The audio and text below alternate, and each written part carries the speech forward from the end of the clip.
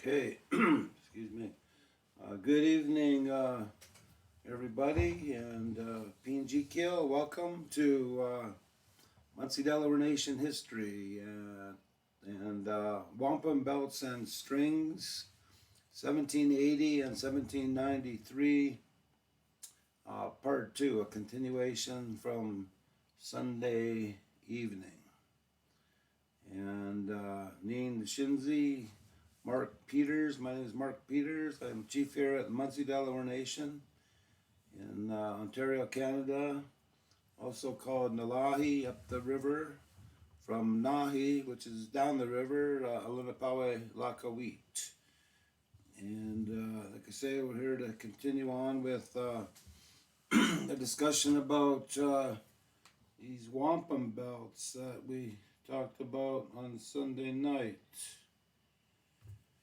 But before we get going on that, I'd just like to maybe try and clarify something that might be confusing, and that is the terms Muncie and Delaware, and you might have seen them used kind of interchangeably in the last session. And why is that? So I'm going to try and explain that. And if you want to check something here. If you go to the map on the right, you'll see an area in mostly New Jersey, southern New York, and eastern Pennsylvania. And you'll see on the bottom area, the dark area in New Jersey. That is where the people called the Unami are traditionally from. And south of them along the coast is my understanding where what are known as the Unalaktago, and maybe even also the same as Nanticoke. But if you go north of that area to the kind of dotted area on the top, that is the area called the area of the Muncie-speaking peoples today. And so together, the Muncies, the Unami, and the Unalaktago made up what are known today as the Delaware Nation, and I'm going to explain that a little bit more as well. But traditionally known as the Lenape, which I was told a long time ago by a friend, Nicholas Deliri, that it sounds quite a bit like Anishinaabe and Lenape. There's an interesting similarity in their pronunciation. But anyway, so like I said, together we called ourselves that, the Lenape, and this area itself has become known as Lenape-Hoking. And in the map on the left, that is the area just north of Long Island, New York, including Manhattan, going in the middle, Hudson River right in the middle. And if you got a really good close-up, there's a number of different villages all the way up that river, and they have their individual names, I believe, at that time at least. But if you go further to the left and to the top, you'll see a word called Minnesink, and that is on the Delaware River area.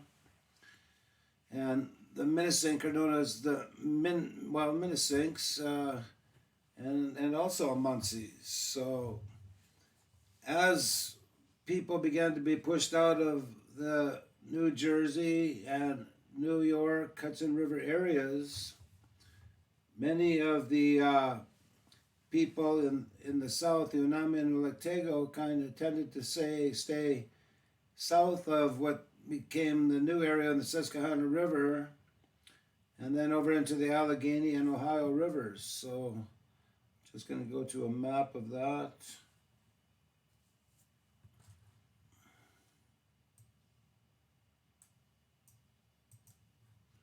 And this is a map of that area. It's from the book about King of the Delawares, T.D. Eskong. And you'll see the Delaware River on the right. And after Muncies and Delawares were pushed out of that area, we ended up on the Susquehanna, which is on the right now. And also further to the left, going down the west branch of the Susquehanna in the middle, all the way over to what's known as the Allegheny River and into the Ohio River areas also.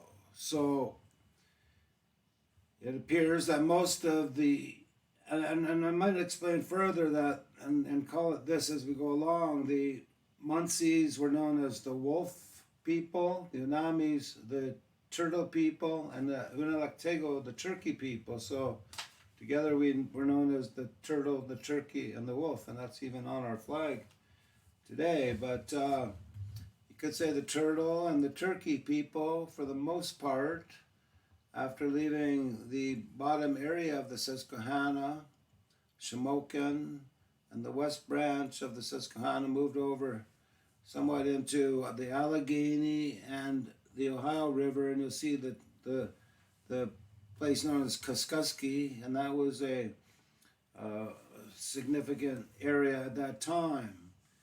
However, at the same time, Muncie-speaking people from the northern part of Lenapehoking began to migrate that way as well. And many of them settled near some of the turtle and turkey people, so the wolves came into that area as well, but most settled up along the northern part of the Allegheny.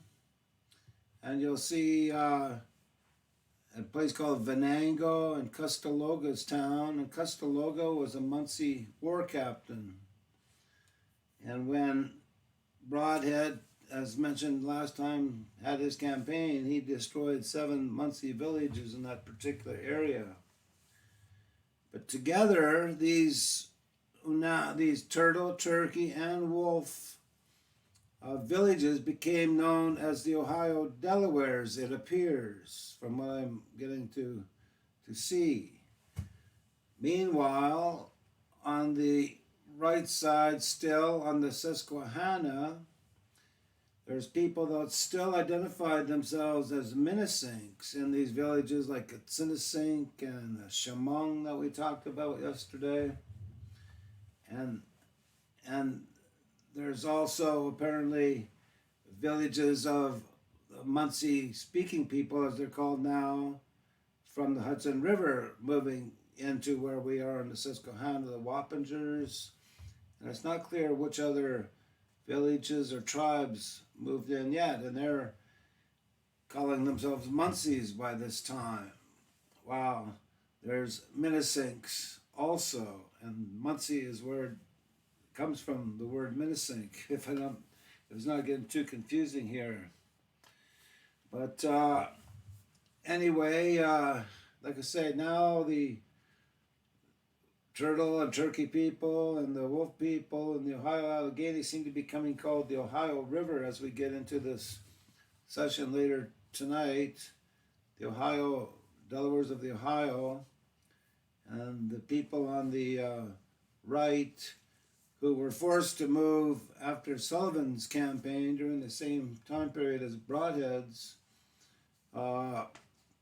were apparently, there were turtle and turkey people in that area, definitely the Nanticokes, who actually joined with the Six Nations during this time, and the wolf people, the Muncies and Minnesinks.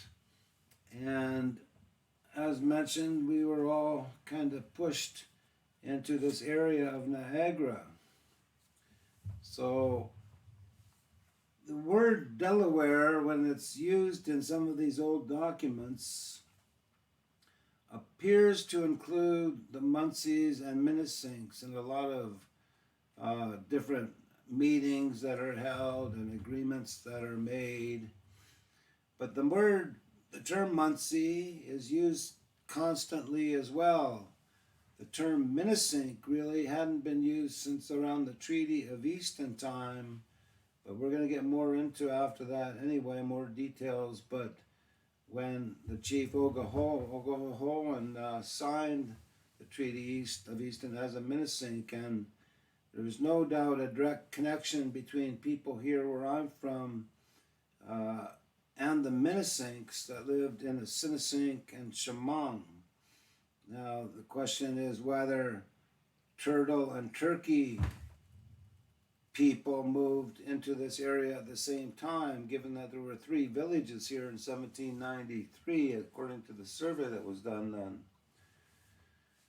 So it's not quite clear yet. It's definitely clear there was Minisinks that moved from these areas over to here on the Thames. And there was a man named George Turkey and 5 families that lived in this area, which suggests maybe there were more than just the wolves here. However, in an 1830 census from where I'm at right now, everyone identified themselves as Munsee, except for 5 families who identified themselves as Shawnee/Munsee. So, again,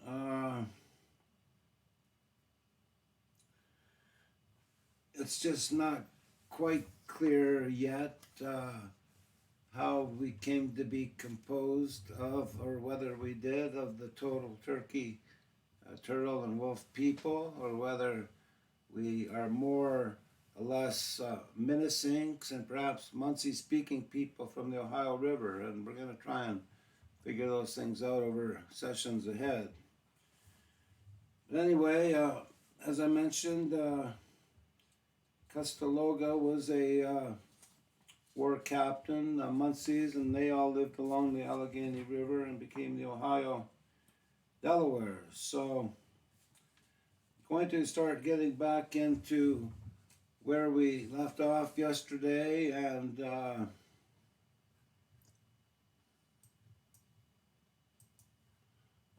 we started this session really talking about 2 wampum belts. The one in the this one here with the initials what are apparently GI on it, from Guy Johnson, the Superintendent of Indian Affairs, in 1780. And this one here, which I only had a drawing of the other day in a letter in the Simcoe papers, but due to one of our own members directing me to a site, I was able to trace from that site to find the picture of this belt from Lieutenant Governor Simcoe here in 1793, I believe, pretty strongly, which is now at the Smithsonian Institution in the United States. And thing is, I'm pretty sure this is that same belt that they're talking about, and it was apparently given or purchased from a private collector, and how it got out of the hands of the Indian Affairs government people and into the hands of a private collector is very interesting anyway. We talked about how this first belt came to be, in the sense that Munsee villages and those areas we just looked at, all along the Susquehanna and all along the Ohio, the Kuskuskis and the Allegheny were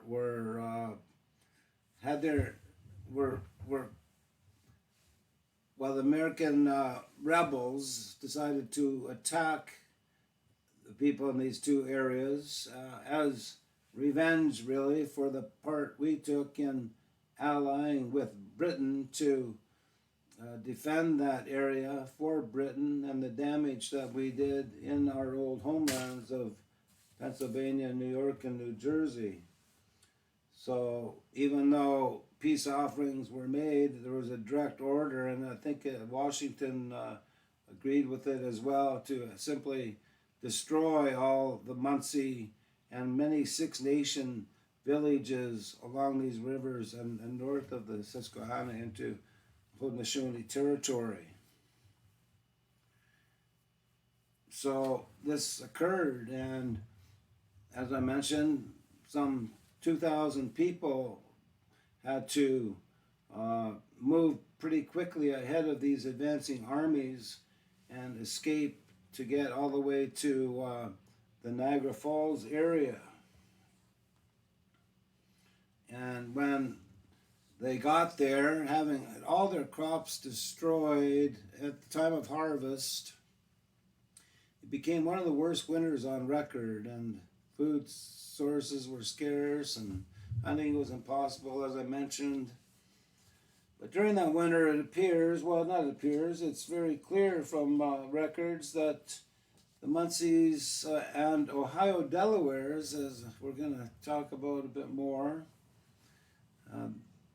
were provided with an invitation from the Western Confederacy, and in particular the Chippewas of what is now southwestern Ontario.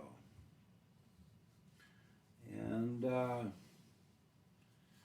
want to maybe just refer back to that Bond Head article when we talked about yesterday how incredibly binding the word of a First Nation person is once it is given, that people were not underhanded and meant everything they said, and wampum belts were a representation of the importance of that as well. And there's more to it than I can explain, but they were definitely given out only on very important occasions between the British and the First Nations, at least, although almost on every occasion between First Nations. And so these two belts were given, like I say, yesterday by one by William Johnson, Guy Johnson. And I'm going to go to a picture of him here. Couldn't find it yesterday, but I think it's right here. Oh, here he is.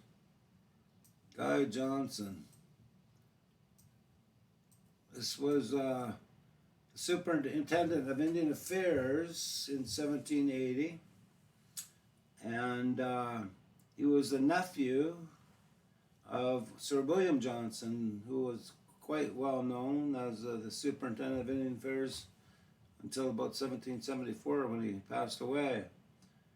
And he was in charge at Niagara in 1780, and these are some pictures of that area. This picture of the guys in the canoeing in the area of Fort Niagara. Here's an actual drawing of the fort, what it looked like, and just some other scenes. Here's a picture of where it is on the Niagara River. It's actually right at the top at Lake Ontario. But anyway, the Muncies and the Delawares, Ohio Delawares, as we're now being called, many 2,000 or so moved up into this area in Niagara. And I'm going to start referring to research that was done by a friend of ours, Lori LeClaire of LeClaire Research. I went over about 4 or 5 pages the last time as well, who has dug deep into this period and the correspondence and minutes of meetings and journals and all these things to come up with a picture of the circumstances surrounding this 1780 bout and even further into the 1793 time period. So I'm just going to kind of be referring to that as I go along here. As we left off yesterday, again a bit first, the Muncies and Delawares, Ohio Delawares, had moved into the Niagara area, and the Western Confederacy and the Chippewas in particular invited us to move into their lands, and at the same time this guy Johnson in the picture there, the superintendent of Indian Affairs, was of the opinion, and the Six Nations were in agreement with him, that we should move into the area of Cattaraugus, New York, which is just south of Lake Erie, or the area of Genesee, New York, which is east of Niagara Falls. And of course, well, not correspondence, but records of our interaction with Guy Johnson are available to review now. So as we go along here, it says that the Johnson was concerned with rumors that he approved the plan for us to move north into what was then known as Quebec, as I said, but later became Upper Canada, and now southwestern Ontario today. And he says, "It has always been my wish and endeavor to draw together the Six Nations and their dependents," as he calls them here. That's the British way of looking at this relationship, although it's far from true, I guess you could say, in some circumstances. But to draw us together in the Six Nations, to strengthen their hands and to make them both more respectable to their friends and formidable to their enemies, which was more likely they would be when they were all in a body than if they were scattered in different places. And besides, it would look like giving up their lands to the rebels. You know, the Americans seem to be advancing pretty good up these river systems, and they destroyed all our villages. But the superintendent appeared to want us to all remain in one group. It appears for defensive purposes, apparently on behalf of Britain. However, we did not quite agree with his or the Six Nations position on that. And again, Johnson refers to suggesting that the Senecas and the Ohio Delawares, again, which included, appears, the Munseys from the Allegheny, to settle at Cattaraugus, and to solemnize this offer to settle at Cattaraugus, he provides this 7-row wampum belt bearing the initials GT. And the belt that we were looking at, the GIT belt, is 7 rows and apparently has those same initials. However, he mentions, like I say, that he gives it to the Ohio Delawares, and many of these Delawares were turtle and turkey, like I say, but some apparently were Munseys, like I say, from the Allegheny. And what's odd is that, like I say, we identified ourselves as Munsee here in 1830, pretty well everybody, and end up having this belt for some reason. So there's still some questions to answer, but we're getting there. And so after consulting with Kayashuta, again the Seneca chief that spoke for us at times, the Ohio Delawares politely recognized Johnson's speech about Cattaraugus, but as the Delawares did not thoroughly understand it, what Johnson had in mind, they would take the belt with them to their camp and have it properly explained to them and give their answer tomorrow. And this is on March the 3rd that this meeting takes place, when the belt is given from Johnson to apparently the Ohio Delawares, but like I say, Munsey's ended up with it. And he goes on that, or the report of Lorry goes on that the Delawares would actually deliberate over Johnson's words for several days rather than come back the next day with an answer. However,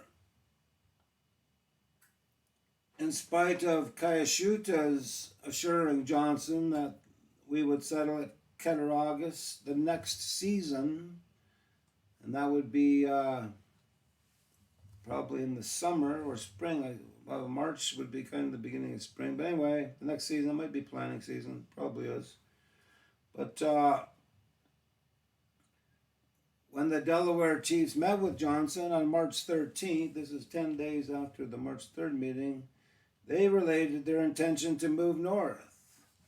So, against the suggestion of Johnson and the wishes of the Six Nations, our decision was to move north, and never mind what they had to say, I guess you could say. And it shows this relationship that we've always had with the Haudenosaunee, who we called uncles at times, who we called cousins at times, and yet we were known as grandfather by the Anishinaabe and other Western Confederate nations. So it's interesting how these relationships go, and our relationship was such that we kept our own identities, our own unique ways, and our own territories, but went to our uncles at times for advice, and they offered it and gave it, and often, like I say, spoke for us, and sometimes not so good ways, but in many times very good ways. And Cayashuta was one of those chiefs who did that. So again, they restated their intention to move north to the Six Nations and Johnson. But this time, instead of having Cayashuta speak for them, the Delawares spoke for themselves. So it also shows again how sometimes it was necessary to do that. Apparently, if there was disagreement, at least. And he talks about a Delaware speaking, and he says brother. And that's how we viewed these relationships for the most part too, and especially with the English. It was always brother. We didn't call them father at all. We did recognize the king as father at times, but all these other levels of officers were brothers, actually. And this was said by an unidentified Delaware chief, and it would be neat to find out who that was. I'm going to mention some names in a little bit here. And this Delaware chief says, at our last meeting a few days ago, you recommended it to us. And it says to go to saying 58.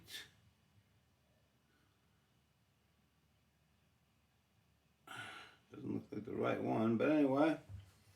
At our last meeting a few days ago, you recommended it to us to be closely united and to settle together in one place.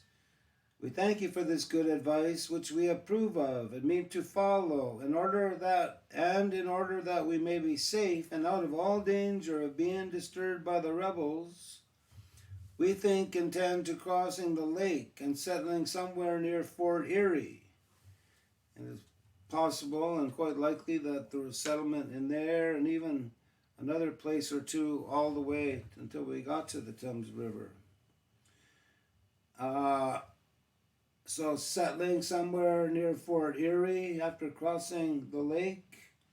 And then it says, we from the Ohio, and again, this includes the turtle, turkey, the wolves, and our brothers from Chemung, which I mentioned earlier, a Muncie Minisink village, and other places on the Susquehanna, which means all of the Muncies and other Delawares living there as well, the turtle and turkey people. And then the chief hands 3 strings to Johnson, and these strings, as you can see them on the bottom right, and then there's a drawing of them in the middle there.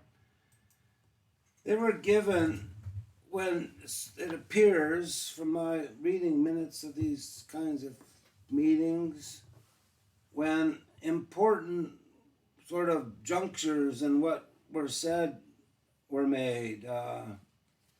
So he just made this statement and he provided three strings to, and again, I'm not clear on all the details of wampum use, but to make a point of the importance of what he just said is my understanding. And he goes on, brother, we mean to cross over and settle on some convenient place near Fort Erie as early as we can, and we hope that you will approve of this step and assist us with provisions and other necessaries. And these things were promised to allies of the British Crown in exchange for their alliance during this war. But also, this period, March, the middle of March now, is just before the beginning of planting season. So this was very urgent for our people to be able to find good land to plant on for survival, really. This is just coming out of one of the toughest winters in memory, like I just said, where people starved to death because there weren't enough food supplies for everybody. So it appears we struck out on our own across the lake to find a place to plant as soon as possible, given the planting season coming up. And after this was said, we planned to cross, and we need some provisions and necessaries. The chief, then, the Delaware chief, presented Johnson with a belt, a white belt. And white always meant peaceful, harmonious sort of intentions and agreements.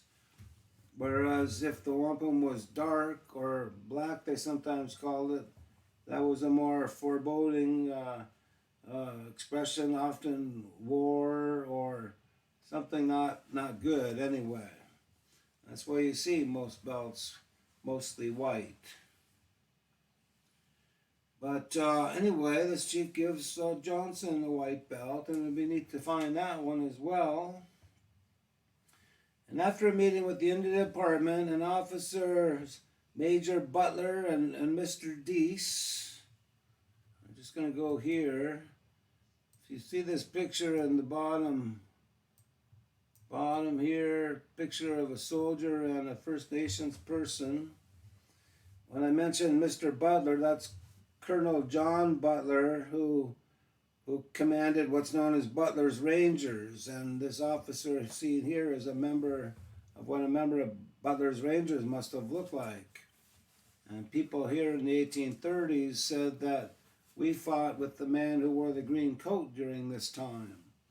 And I didn't know what it meant, but it comes clear that Butler's Rangers all wore green coats, as did Butler himself. And that's who the Muncies were talking about. And Butler, like I say, commanded Butler's Rangers, and Joseph Brantandanega was one of his officers under his command. And many Muncies are recorded in Delaware as to have taken part in the raids and things they did in the U.S. And that's again why we were being punished and having all our villages burnt and having to go to Niagara. But it's unfortunate we can't talk about every darn detail in this because it would just take forever. But I do plan to go over more detail when I get into the regular time periods other than a specific topic like this. So we'll see. But anyway, he has a meeting with Major Butler, John Butler, who we fought with, and Mr. Deese, who I'm not sure who is. And he returns and tells the Delawares that they misunderstood him.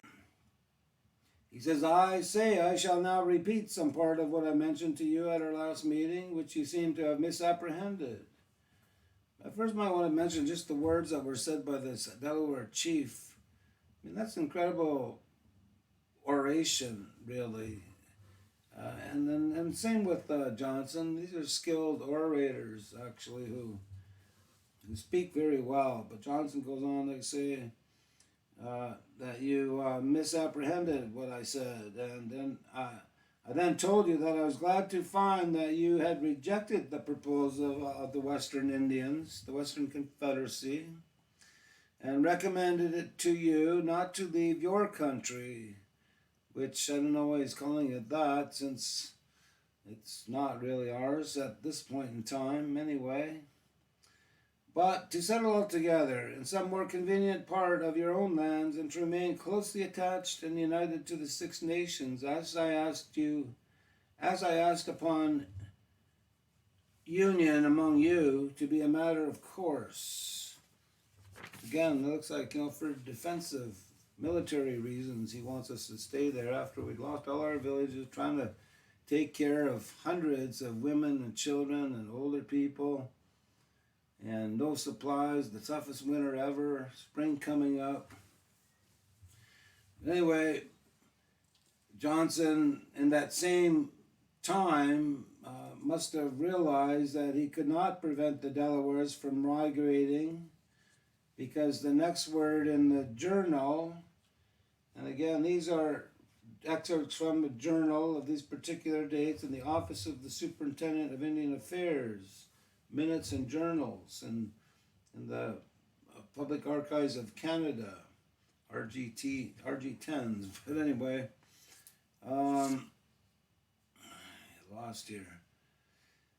So Johnson goes on after he says, you don't understand what I mean, you got to stay here and move there. But then he says, brothers, again, he's calling us brothers at the same time now.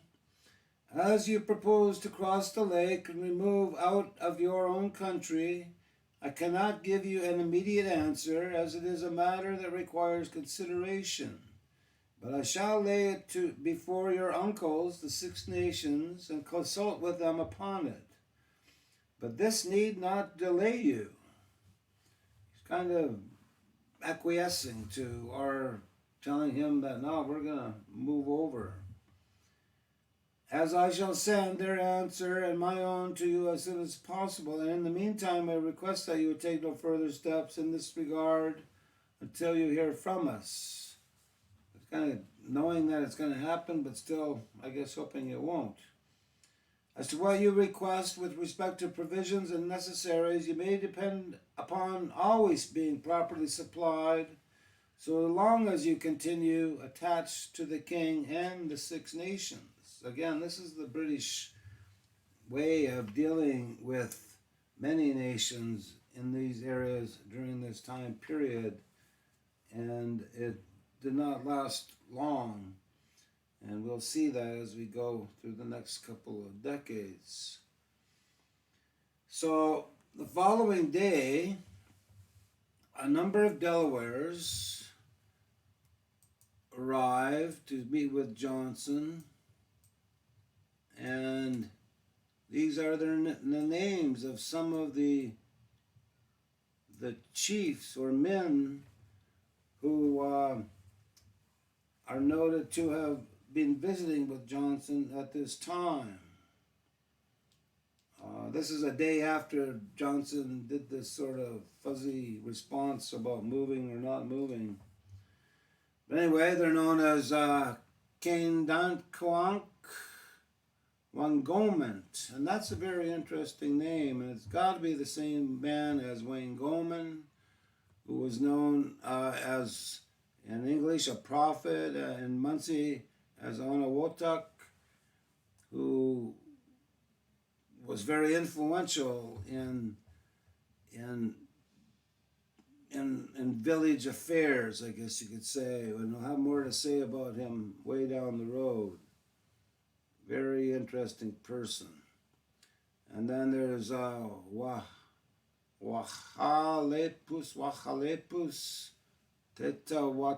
Tetawake, Shimon, and Nekshapak.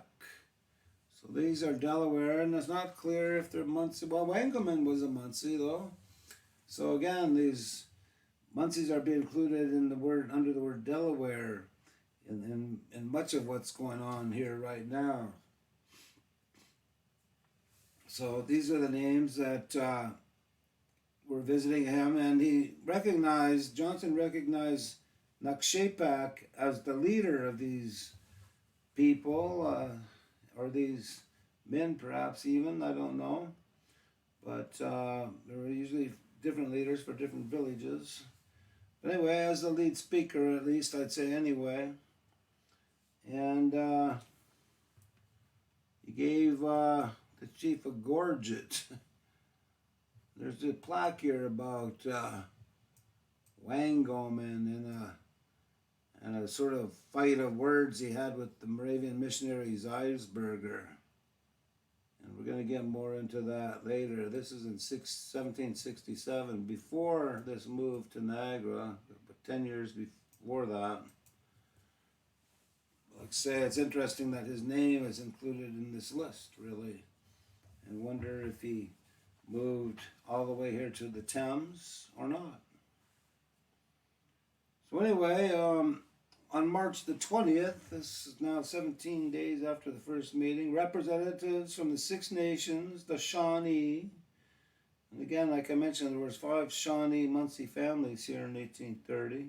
There's a lot more about that. As well as Delawares and Nanticokes, again, possibly the Turkey people, traveled to Niagara for another meeting with Johnson.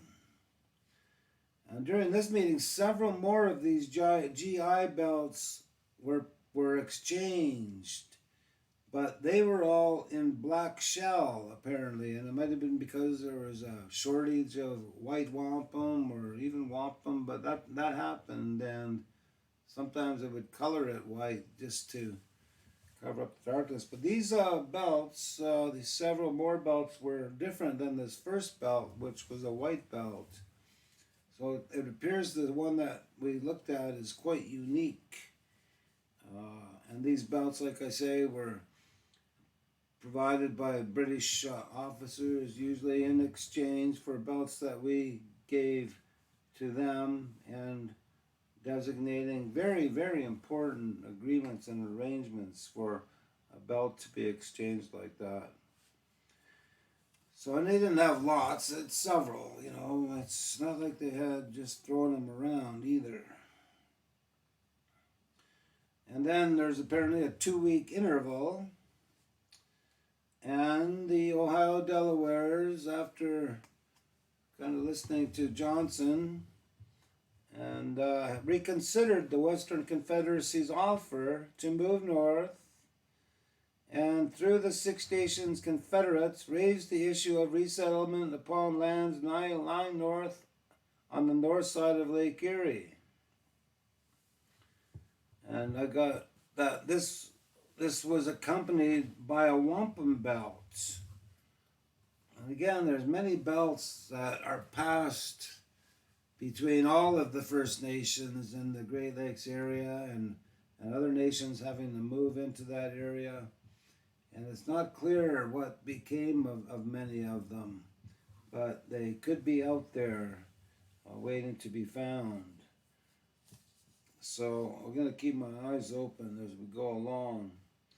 But again, these belts were offered by the Western Confederacy to the Munsees, the Delawares, the Ohio Delawares, and it's a wonder, you got to wonder where they might be. So, like I say, the request, the change in mind of the Delawares is accompanied by a wampum belt. Again, another belt after the white belt that was passed. And Colonel Johnson then gave them the belt and strings to consult upon. Again, strings, which he had received from the Delawares of the Ohio about their coming to settle on the north side of Lake Erie. He also told them they had several times before mentioned to them that the Genesee River was recommended by the general as the properest place for a settlement for the Indians in this quarter who had lost their villages, as they could be there most conveniently supplied and assisted. And then he says, and I now again recommend this to their serious consideration. which concluded everything that Colonel Johnson had to say to them at present. So,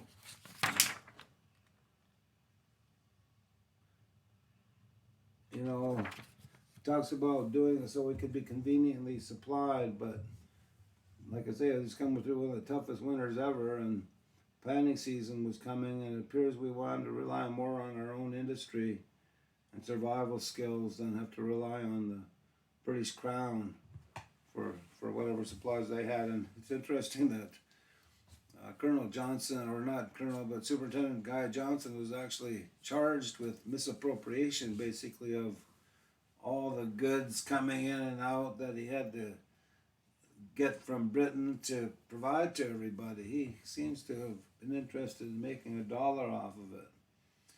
So, it's probably best that the Muncies went on their own to rely on themselves and the Chippewas and Western Confederacy. But Coyote revisited the subject of the Delaware relocation the following day, stating that he approved of Johnson's words also, and at the same time recommending them to remove to the Genesee River if they thought too far to go to Cattaraugus. So he then replied that the Six Nations were entirely of Colonel Johnson's opinion, and the Delawares should settle on the south side of the lake. And Johnson entrusted Coyote with the Ohio Delawares' wampum, the belt that apparently was given to him by the Delawares just that day or the day before, and asking him to inform them of the resolution of their uncles, the Six Nations, who could not approve of their crossing into Fort Erie, recommending to settle at Cattaraugus. So, like I say, he's got the pressure of the British officials and the Six Nations to stay on the south side of this lake. But, we had always tended to make decisions that we thought were in our best interests, especially at these times when we're fighting for incredible survival. Like I said, we had already lost 90% of our population by this time, if not more even by this time. And then it goes on, still the invitation from the Western Confederacy alarmed Johnson, who in turn asked Mr. McKee to investigate. And McKee is this guy here. He's well known around here in certain ways for certain involvement in certain treaties, but he's an incredible, what you call, frontier diplomat, I guess you could say, throughout many years, from the Susquehanna in the 1760s, the 50s even, and he becomes the Indian superintendent at Detroit in the 1790s. There's a book about him, and his Indian name was Great White Elk. He was not Indian. He married a Shawnee woman, though. And when he died, he had one of the greatest funerals held for a white man in memory in Detroit. Might have more to say about that down the road as well. But anyway, he's the guy that Johnson turns to investigate this situation. And he writes to McKee, in the course of the winter, there's been an extraordinary message sent to the Delawares from the Wyandots, who are also the Hurons, and from the Chippewas and Potawatomis, and I believe the Hurons are also concerned in it, which again is the Wyandots, advising them to a neutrality and to remove and settle among them. You would do well to sift this matter to the bottom, and do everything in your power to confirm those that are wavering, those that don't know whether they want to go or not, and make them zealous for His Majesty's interest, which is undoubtedly there. So those people that weren't quite sure, he was instructed to convince them to stay south of Lake Erie, but it appears there were people who were determined, and there was no way he had to negotiate anything with them. So, interesting. And this is in the 1780, like I say. So, although the Crown preferred the Delawares to stay on this side of the lake, by the spring of 1780 it was understood that the several nations of the Western Confederacy, the Huron, Wyandots, Chippewas, and Potawatomis, had extended what they're calling an extraordinary message to settle upon their own territory. And Johnson was somewhat resigned and suggested that the Crown's ability to stop this move was limited, especially and limited to just persuading those who were wavering, not quite sure.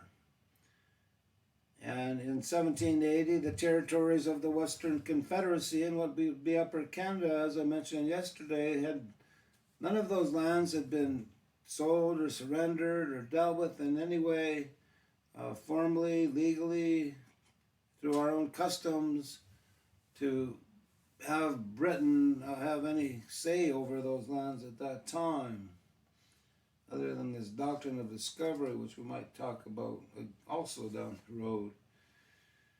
So, at the same time, peace talks are beginning with the U.S. and Britain now in 1781, and many of the Munsee families had relocated to this Western Confederacy area around that time. A census by Alexander McKee, the Great White Elk, as he's known, noticed that in Detroit there were 1,380 dispersed Munsees and Mohicans. And it's very interesting to see this connection with Mohicans and the relationship we had and still have with them today.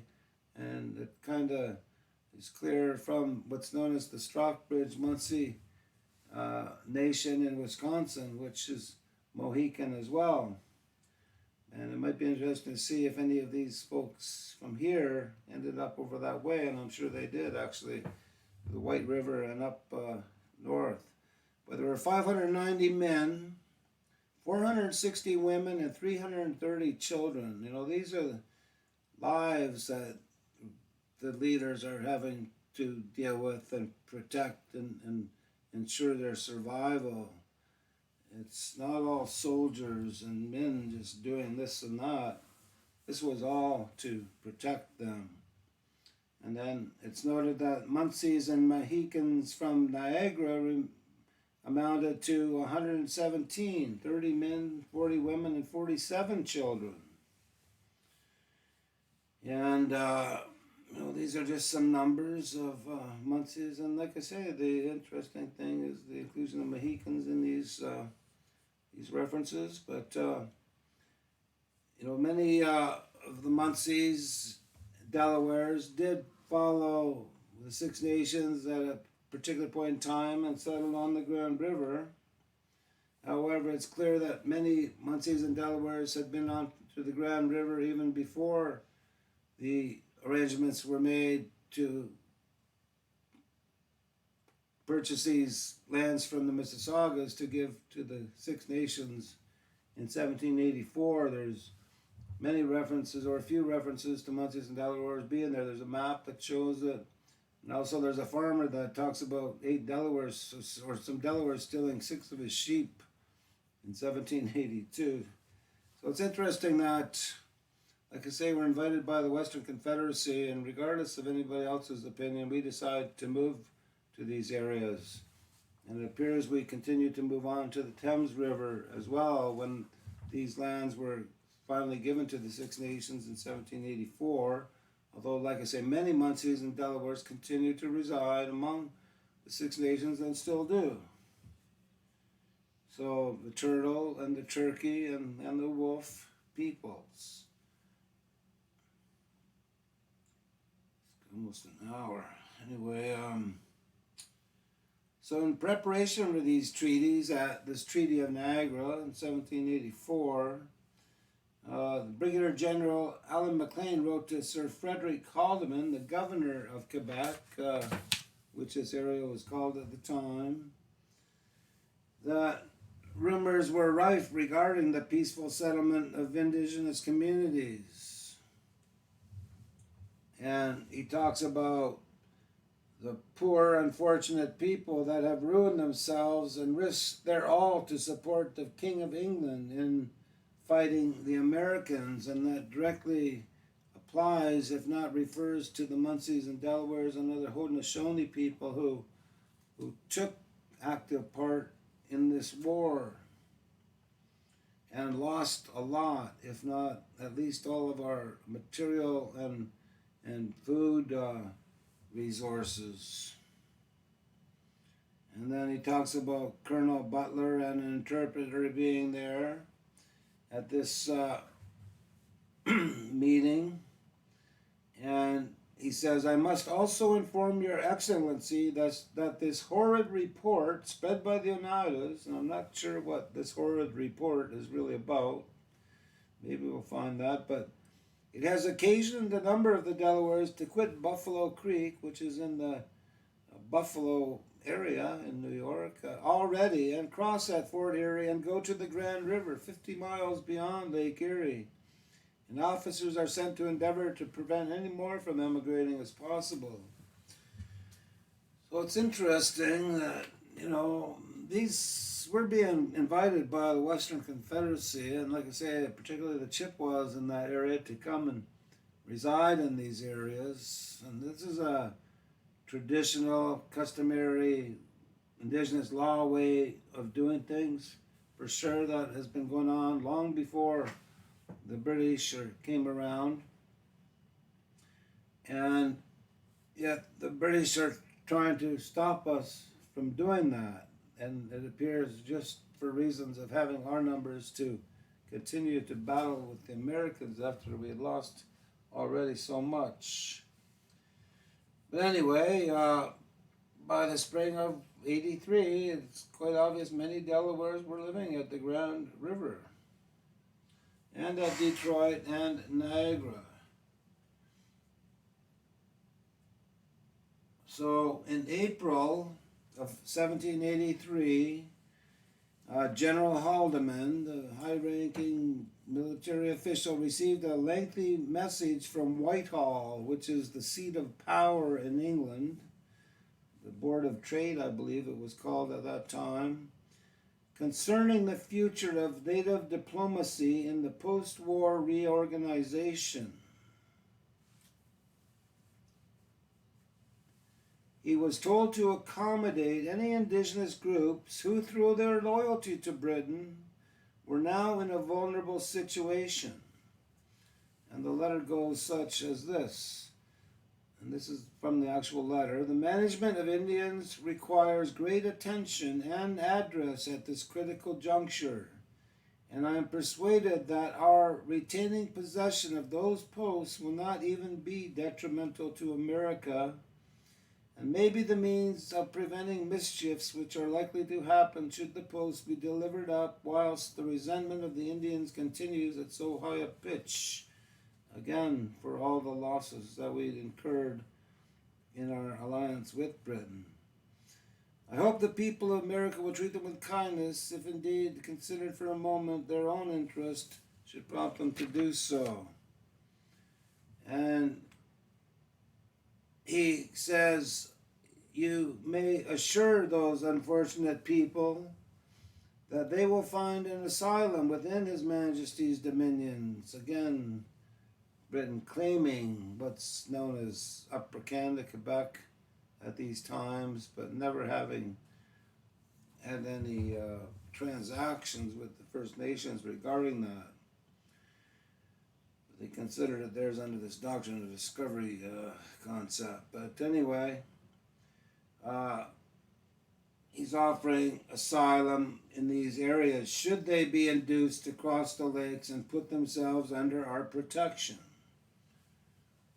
So by June of 1783, the Indian Department had been instructed to invite what become known as First Nations loyalists fighting for Britain into Canada. So, as we said some time ago in 1777, even offers were made to make sure we would be taken care of for taking part in this war, and when we did so, and we suffered badly, And now, finally, the government, or Britain at least, is saying, we're willing to have you come into these areas as well as the Western Confederacy and be under our protection. And it's interesting, again, how we have our stereotypes about government and people in these certain positions. And as I've been trying to say, everybody wasn't all bad, and in the sense, some seem to want to live up to honorable agreements and arrangements. And it appears, at least from Whitehall, this message has been delivered as what do you call official crown policy from England regarding this. So he says, I've communicated with John Johnson the substance of your lordship's letter with regard to our Indian allies. So now Johnson is given direct direction. He's to allow or to support First Nations moving into what's called Quebec, Upper Canada at the time, and especially, like I say, at the invitation of the Western Confederacy. People wanted to support and work with each other a bit more, well, quite a bit back then, and still do. So, now, I just mentioned, I've communicated with Sir John Johnson. So now Guy Johnson's out of the picture. He's been charged with all these misappropriation types of offenses, of making money when he shouldn't have. And now John Johnson becomes the superintendent of Indian Affairs. He's the son of William Johnson. This whole family took serious roles in again, this frontier diplomacy that was going on with First Nations during these times. And John Johnson was a very experienced man, having learned from his father over many years, and familiar with these situations. And later that summer, a guy named Lord Frederick North, Britain's Secretary of State, a very high-ranking official and former Prime Minister, reiterated the king's promise, informing General Haldeman, I am therefore authorized to acquaint you that the king allows you to make those offers to them or to any other nation of friendly Indians who may be desirous of withdrawing themselves from the United States and occupying any lands which you may allot to them within the province of Quebec. And so this invitation from both the Western Confederacy and the king now are in place, and sort of, again, with this wampum belt confirming our understanding and agreement to do that, and we settled here on the Thames because of that. So it's like 8 o'clock, and I still got a good half hour to go. So I'm going to just end right there, actually, for tonight. And like I say, this wampum has been exchanged. The belt that we were given, that we shown, and the white belt that we gave back, and another belt which we don't know about. And Crown policy became clear that those that fought for Britain during the American Revolution and suffered because of it were invited and welcome to come into this area, as well as from the Western Confederacy, the Chippewas of this area at that time. So we're just going to continue on a bit more tomorrow, I guess, or very soon, with part 3. And I probably got another 45 minutes to go on that, so hold tight and we'll get through this. I think very interesting information that, again, what we're talking about now leads up to the second bout in 1793, and we'll talk all about the circumstances surrounding that we found. So anyway, I'm just going to say good night, And the Pishkanawaloma, we'll see you later. And Anishik.